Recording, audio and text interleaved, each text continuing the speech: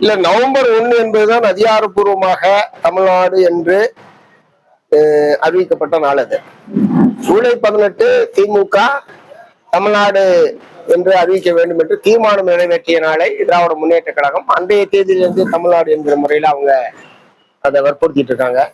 எங்களை பொறுத்த வரைக்கும் 1942லயே நாங்கள் தமிழ்நாடு விவசாயிகள் சங்கம்னு ஆரம்பிச்சவங்க. அதாவது யாருமே தமிழ்நாடுன்னு சொல்லாத காலத்துல தமிழ்நாடு விவசாய சங்கம்னு ஆரம்பிச்சவங்க நாங்க. அப்படின்னா 1942 இருந்து தமிழ்நாடு நாங்க செப்டம்பர் 4ஆம் தேதி அந்த சங்கத்தை துவக்கணும். அதை வந்து சொல்ல முடியுமா? அதிகாரப்பூர்வமாக அரசின் சார்பில் தமிழ்நாடு என்று அறிவிக்கப்பட்ட நாளை எடுத்துக்கிறது பொருத்தமா இருக்கும். மற்றபடி எந்த ஒரு நாளையும் எல்லா நாளும் கொண்டாடக்கூடிய நாள் தான். தமிழ்நாட்டினுடைய வளர்ச்சி, தமிழ்நாட்டினுடைய வரலாறு, பெருமிதங்கள் அவற்றை வந்து எந்த நாளும் கொண்டாடுவது தப்பு இல்லை.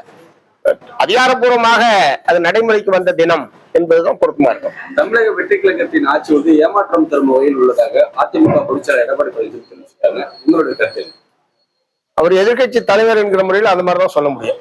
இல்ல, அதான் எதிர்கட்சி தானே அது. நான் எதிர்கட்சி இல்லாதன்னு தெரியாமலாம் சொல்ல. உதயநிதி எதிர்கட்சி தலைவர் தெரியும். ஒரு எதிர்கட்சி என்கிற முறையில் இந்த 5 ஆண்டுகளும் அவர்கள் அப்படித்தான் சொல்வார்கள்.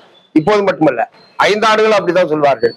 இது வந்து சிறந்த பல நலத்திட்டங்களை நிறைவேற்றினாலும் அவங்க ஏமாற்றம் தருவதாக சொல்லுவாங்க. நான் எதிர்கட்சி என்கிற முறையில் அவர்கள் அப்படித்தான் சொல்ல முடியும். நீ எப்படி பாக்குறீங்க? பேசுறேன். அதாவது பல விஷயங்களில் மதச்சார்பற்ற கொள்கை, மதச்சார்புக்கு ஆபத்து வரக்கூடிய பல்வேறு நீதிமன்ற தீர்ப்புகளுக்கு எதிராக உச்ச நீதிமன்றத்தில் மேல்முறையீடு செய்திருக்கிறது. மாடு கன்றுகளை கொல்லக்கூடாது, பொது இடத்தில் கொல்லக்கூடாது என்கிற உத்தரவை எதிர்த்து விலங்குகளை பொது இடங்களில் பலியிடக்கூடாது என்கிற உயர்நீதிமன்ற தீர்ப்பை எதிர்த்து உச்ச நீதிமன்றத்திலே மேல்முறையீடு செய்திருக்கிறது இந்த அரசாங்கம்.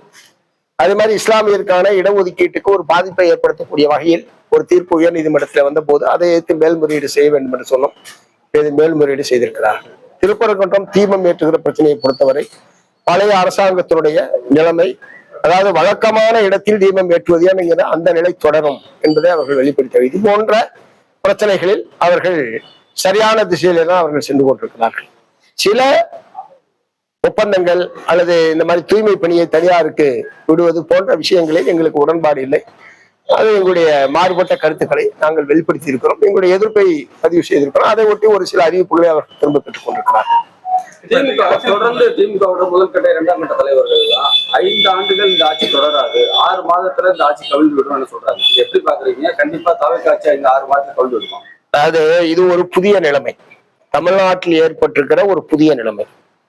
அநேகமாக எந்த ஒரு கட்சிக்கும் அறிவு பெரும்பான்மை இல்லை என்கிற நிலைமை 1952க்கு பிறகு இப்போதுதான் முதலாக தமிழகத்திலே ஏற்பட்டிருக்கிறது. ஆகவே ஒரு புதிய அரசியல் சூழலில் ஆளாளுக்கு ஒரு கருத்துக்களை இந்த போன்ற கருத்துக்களை வெளியிடுவது என்பது தவிர்க்க முடியாத ஒரு விஷயம். ஏனென்றால் இவர்களுக்கு நாங்கள் வெளியிலிருந்து ஆதரவு தெரிவிக்கிறோம். விடுதலை சிறுத்தைகள், இந்திய யூனியன் முஸ்லீம் காங்கிரஸ் உள்ளிட்ட கட்சிகள் அமைச்சரவையிலே பங்கேற்றிருக்கிறார்கள். இந்த கட்சிகளுடைய இதே வந்து அறுதி பெரும்பான்மை என்பது இவர்களுக்கு இருக்கிறது. ஆகவே எங்களுடைய ஆதரவில் எந்த விதமான மாற்றமும் ஏற்பட போவதில்லை. இதற்கு அப்பாற்பட்டு அவர்கள் என்ன விதமான அரசியல் நடவடிக்கைகள் மூலமாக இந்த ஆட்சி தொடராது என்பதை எப்படி சொல்கிறார்கள் என்பதை அவர்களிடம்தான் கேட்க வேண்டும். கோவப்பட்டா வந்து டிவிக்கு ஆட்சி காலியாகும் அப்படின்னு சொல்லிட்டு அதிமுக முன்னாள் அமைச்சர் சொல்லியிருக்காங்க. ஒருத்தர் கோவப்படுறதுனால ஒரு அரசாங்கம் அவ்வளவு பலவீனமா இருக்கு. தவிர்க்க ஏறத்தாழ 1.25 கோடி பேர் வாக்களித்திருக்கிறார்கள். ஒரு கூடுதலான இடங்களில் அவர்கள் வெற்றி பெற்றிருக்கிறார்கள். இப்போது பல்வேறு விஷயங்களில் லஞ்சம் என்பது கொடுக்க வேண்டியதில்லை என்று பலரும் எனக்கே போன் பண்ணி கூட சொல்றாங்க. இந்த ஆட்சி வந்ததுக்கு பிறகு சில பணியிட மாறுதல் அதெல்லாம் எந்த விதமான பணமுமே கொடுக்காம இயல்பாக நடைபெறுகிறது. பல்வேறு ஒப்பந்தங்கள் பெறுவதற்கு எந்த விதமான பணமும் கொடுக்காமல் ஒப்பந்தம் நியாயமான முறையில் நடைபெறுகிறது, டெண்டர் என்றெல்லாம் சொல்லுகிறார்கள். ஏன்னா நாங்க அதுல எல்லாம் நேரடியாக சம்பந்தப்படுற பிரச்சனை இல்லை. ஆனா அப்படிப்பட்ட செய்திகளை சொல்லுகிறார்கள். அப்படி இருந்தாலும் அது வரவேற்கத்தக்க நல்ல அணுகுமுறை தானே. அதை எதிர்ப்பதற்கான என்ன இருக்க முடியும்? தமிழகத்துல நடைபெறக்கூடிய இடைத்தேர்தலில் வந்து சிபிஎம் கட்சி வந்து போட்டியிடுவதற்கான வாய்ப்பு, சீட்டு கேட்பதற்கான வாய்ப்பு ஏங்கன்னா இன்னும் கேட்கிறோம். நான் தான் சொன்னேன், இடதுசாரிகள் ஒரு தனி அடியாக செயல்படுவது என்று நாங்கள் தீர்மானிச்சிருக்கிறோம். அந்த அடிப்படையில் தான் 3 இடதுசாரி கட்சிகளும் கம்யூனிஸ்ட் கட்சிகளும் சேர்ந்து இடதுசாரி கட்சிகளுடைய மாநில ஒருங்கிணைப்பு குழு என்பதை நாங்கள் உருவாக்கியிருக்கிறோம். இடைத்தேர்தலில் அப்போது ஏற்படக்கூடிய அரசியல் சூழலை பொறுத்து நாங்க வந்து தேர்தலில் போட்டியிடுறதா இல்லையா, அல்லது யாரோட சேருவது அதை பத்திலாம் அப்போதுதான் பேசுவோம். இப்போதைக்கு இடைத்தேர்தல் சம்பந்தமாகவோ உள்ளாட்சி தேர்தல் சம்பந்தமாகவோ எந்த விதமான முடிவையும் நாங்கள் எடுக்கவில்லை. இப்ப வந்து மாற்று அணின்னு சொல்லிட்டு தான் இப்ப டிவிக்கு ஆட்சிக்கு வந்தாங்க. இப்ப நீங்க என்ன சொல்றீங்க? நீங்க பேசுற ஸ்பீச் என்ன சொன்னீங்கன்னா இடதுசாரிகள் தான் வந்து ஒரு மாற்று அணி அப்படின்னு நீங்க சொல்றீங்க. மாற்று கொள்கை, அதாவது மக்கள் இன்றைக்கு உழைப்பாளி மக்கள் எதிர்நோக்கக்கூடிய எல்லா பிரச்சனைகளுக்கும், வேலையின்மை, விலைவாசி உயர்வு, வறுமை, குடியிருப்பு பிரச்சனைகள் போன்ற ஏராளமான பிரச்சனை மக்கள் எதிர்நோக்கி கொண்டிருக்கிறார்கள். இவற்றையெல்லாம் முதலாளித்துவ கட்சிகளால், முதலாளித்துவ கொள்கைகளால் தீர்வே கிடையாது. அதற்கு ஒரு நிரந்தரமான தீர்வு ஏற்பட வேண்டும் என்று சொன்னால் அடுத்த இடதுசாரி மாற்றின் மூலமாக, மாற்றுக் கொள்கையின் மூலமாகத்தான் உருவாக்க முடியும். அதுதான் நான் வந்து சொல்றேன். இந்த ஆட்சி வந்து எல்லா பிரச்சனையும் தீர்த்துறோம்னா நாங்க ஒன்னும் ஆதரவு தரல, அப்படி நாங்கள் எதிர்பார்க்கவும் இல்லை. சார், இப்ப வரைக்கும் 50 கோடி 60 கோடி அளவுல எங்க கட்சியில் இருக்கக்கூடிய எம்எல்ஏ கிட்ட திமுக தரப்புல பேரம் பேசப்படுது அப்படின்னு சொல்லிட்டு சிபிஆர் நிர்மல்குமார் சொல்லியிருக்காரு. இல்ல, ஏற்கனவே ஊத்தகரை எம்எல்ஏ சம்பந்தமா வந்து அது வழக்கு என்பது பதிவு செய்யப்பட்டிருக்கு, விசாரணை நடந்துட்டு இருக்கு. வழக்கு என்ன வருதுன்னு பார்ப்போம். மற்றது ஒன்றும் ஆதாரம் கிடையாது. இப்ப அவர் சொல்றது ஏற்கனவே ஊத்தங்கரை சட்டமன்ற உறுப்பினரிடம் அப்படி ஒரு உரையாடல் நடைபெற்றதாக வீடியோ வந்ததை ஒட்டி ஒரு வழக்கு என்பது பதிவு செய்யப்பட்டு விசாரணை என்பது நடைபெற்றுக் கொண்டிருக்கு. விசாரணையில என்ன வருதுன்னு பார்ப்போம். டெல்டா மாவட்டங்கள்ல வந்து வறட்சி வந்து இந்த கடுமையான வறட்சி என்பது நிலவி வருது. குறுவை சகப்பு தண்ணீர் இல்லாமல் பாதித்து வருகிறது. வறட்சி மாவட்டமா அறிவிக்க வேண்டுமா? சிபிஎம் கூட நிலைப்பாடு இல்ல. இப்ப குறுவைக்கு தண்ணீர் வரல என்பது ஒரு பெரிய உற்பத்தி இழப்பு என்பதை டெல்டா மாவட்ட விவசாயிகள் எதிர்கொண்டிருக்கிறார்கள். கர்நாடகாவிலையும் போதுமான அளவுக்கு மழை பெய்யல, இங்கேயும் தமிழ்நாட்டையும் போதுமான அளவுக்கு மழை இல்லை. அதை விட முக்கியமான விஷயம், வெப்பம் இன்றைக்கு வரைக்கும் மே மாசத்தை விட ரொம்ப மோசமா இருக்குது. இந்த எல் நினோ என்கிற பருவநிலை மாற்றம் என்பது ஒரு கடுமையான பாதிப்பை உலகத்தில், நாட்டில், தமிழ்நாட்டில் ஏற்படுத்தி இருக்கிறது. அதனால இங்க நட்டப்பயிர் இந்த வெப்ப அலை காரணமாகவே நட்டப்பயிர் உட்பட கருகி போகக்கூடிய நிலைமை என்பது இருந்து கொண்டிருக்கிறது. ஆகவே இந்த ஆண்டு இயற்கை நம்மளை பழிவாகி இருக்கிறது என்ற முறையில தான் அது வந்து பார்க்க வேண்டியிருக்கு. அதனால நமக்கு அடுத்து வடகிழக்கு பருவமழை என்பதுதான் தமிழ்நாட்டுக்கு கூடுதலான மழை பெய்யக்கூடிய காலம். தென்மேற்கு பருவமழை என்பது நமக்கு அவ்வளவு இது கிடையாது. தென்மேற்கு பருவமழை கேரளாவிலும் கர்நாடகாவிலும் பெய்யதன் மூலமாக தமிழ்நாட்டுக்கு தண்ணீர் வரும் என்பதை தவிர தமிழ்நாட்டுக்கு மழை என்பது வடகிழக்கு பருவமழை தான். இந்த வடகிழக்கு பருவமழை காத்திருப்போம், நல்ல மழை பெய்தான் பார்ப்போம். அதனால இப்ப உடனடியாக வறட்சி பாதித்த பகுதி என்று அறிவிக்க வேண்டிய அவசியம் இல்லை. விவசாயிகள் பாதிக்கப்பட்டவங்க அவங்களுக்கு ஒரு இழப்பீடு தரணுமே தவிர இப்போது வறட்சி உடனடியாக அறிவிக்க வேண்டும் என்பதுல அது பொருத்தமான காலம் அல்ல. அது வடகிழக்கு பருவமழையும் ஒருவேளை பொய்த்து விட்டால், ஏற்கனவே வறட்சிக்காக நிவாரணம் பெற்று தந்தவர்கள் நாங்கள் தான். 2013ஆம் ஆண்டு ஒரு தொடர் போராட்டத்தை டெல்டா மாவட்டம் முழுவதும் நடத்தி பல சில ஆயிரம் கோடி ரூபாய்களை இழப்பீடாக பெற்று தந்தது நாங்கள். அதுக்கு முன்னாடி தமிழக வரலாற்றில் 2013க்கு முன்பாக வறட்சிக்கு நிவாரணம் வழங்கியதே கிடையாது ஒவ்வொரு விவசாயிக்கும். ஆகவே அது ஒரு உரிய காலத்தில், அது பொருத்தமான நேரத்தில் கோரப்பட வேண்டிய கோரிக்கை. நிச்சயமாக நாங்கள் பருவமழையை எதிர்பார்த்திருப்போம்.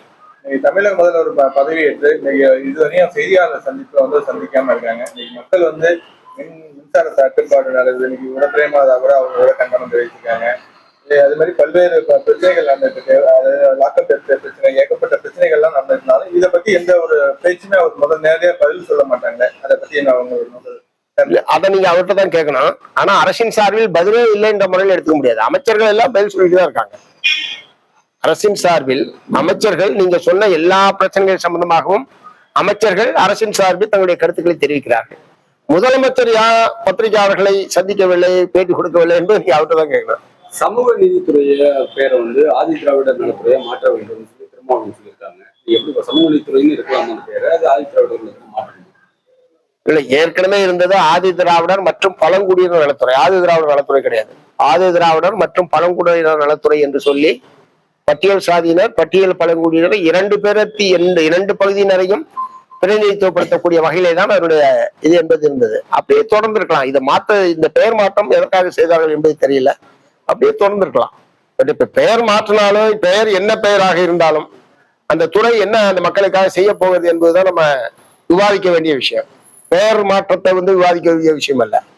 ஏற்கனவே பட்டியல் சாதி மக்கள், பழங்குடி மக்கள் எத்தகைய பிரச்சனைகளை எதிர்நோக்கி கொண்டிருக்கிறார்களோ அவற்றுக்கெல்லாம் இந்த துறை என்ன செய்ய போகிறது, அவர்களை எதிர்பார்ப்புகளை எப்படி பூர்த்தி செய்ய போகிறது என்பதுதான் நாம் கவலைப்பட வேண்டிய விஷயம். கர்நாடக அரசு இதுவரை தண்ணி தர முடியாது சொல்லியிருக்காங்க.